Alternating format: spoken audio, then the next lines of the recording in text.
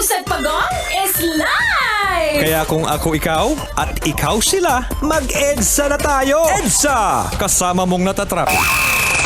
Diego Bandido! Go Diego! Go Diego! Go Diego! EDSA! Broadcasting live across the city by the bay. This is Metro's number one.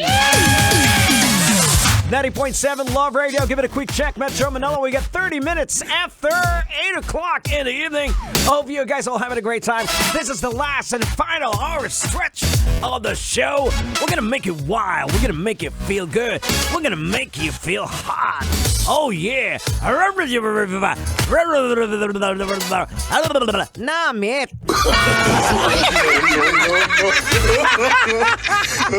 Grabe, bilis ng oras, ano? Para ako nabibitin ako eh. But don't worry, hindi namin kayo bibitinin dahil up next is the one and only Basa Princess. But bago po magbasa Princess, meron pa po tayong isang bagay na dapat pag-uusapan. Napaka-importante po nito kaya. Let's go! Pag-uusapan na natin to!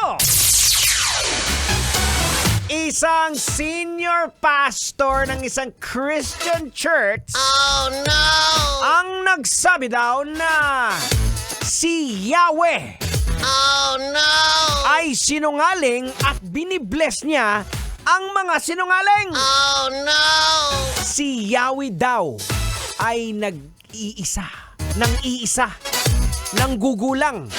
Ang nagbanggit po nito na nag-viral sa social media ay walang iba kundi si Rolando Garcia, na kung saan menti din ng isang pastor na kilala na si Ed Lapis.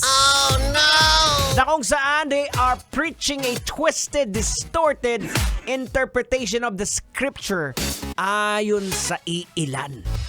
Eto na, tanga! Logikan na natin to! Ay, wag mo nang patagalan yan! Logikan mo na yan! Logika na yan! Logika na yan! Alright mga kabisyo, logika na yan. Anong leksyon ang ating mapupulot? Anong aral ang ating madudukot? Boards, kailangan pa bang i-memorize yan? Basic sa panahon natin ngayon, marami po ang nagpapakilala ng mga righteous sila. Especially sa aming mga Christian o born again, ang daming mga hipokrito. Oh no! Totoo po yan. Kagaya na lang po na nitong nag-viral na pastor. Para malinaw po para sa lahat mga lahat, logikan po natin to ng maigi. Lagyan po natin ng context. Ang tinatawag po na doctrine na parang tinuturo po niya ay masasabi natin itong Marcionism. Ano ba yung Marcionism?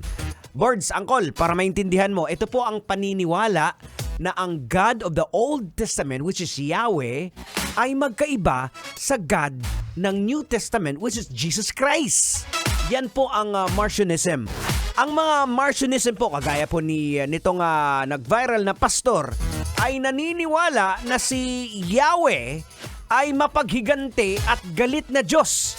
Samantalang si Jesus Christ naman ay mapagmahal at maawain na Diyos.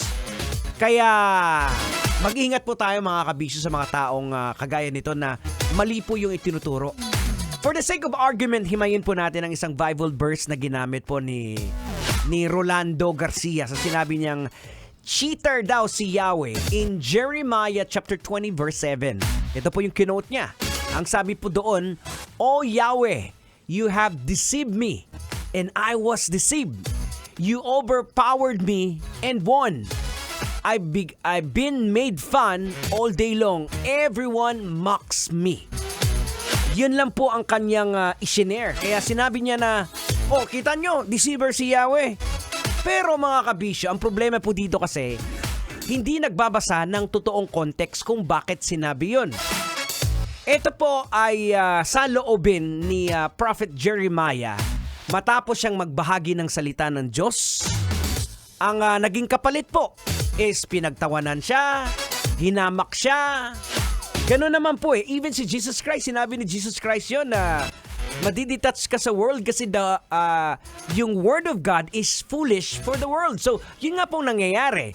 So, kung tinuloy po sana yun ni pastor, ang pagbabasa ng Jeremiah 20, makikita niya po doon sa verse 10, ito po yung continuation. Makinig mabuti ha.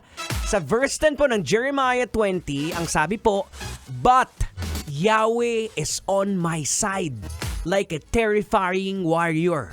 This is why those who persecute me will stumble. They can't win.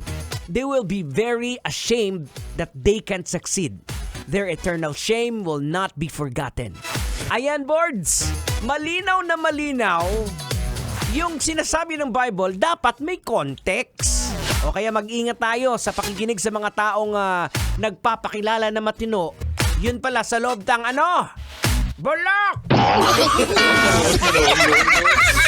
Ang bihira naman, no?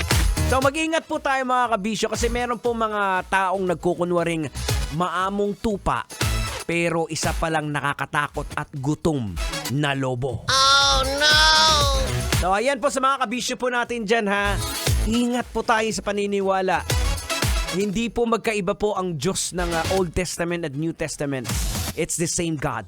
Dahil sa pagmamahal lang po sa atin isinugo niya si Jesucristo para patawarin tayo sa ating mga kasalanan. Marami po tayong pinagdadaanan na pagsubok. Kaya yan. Kailangan pa bang i-memorize yan? Love Radio. Basic!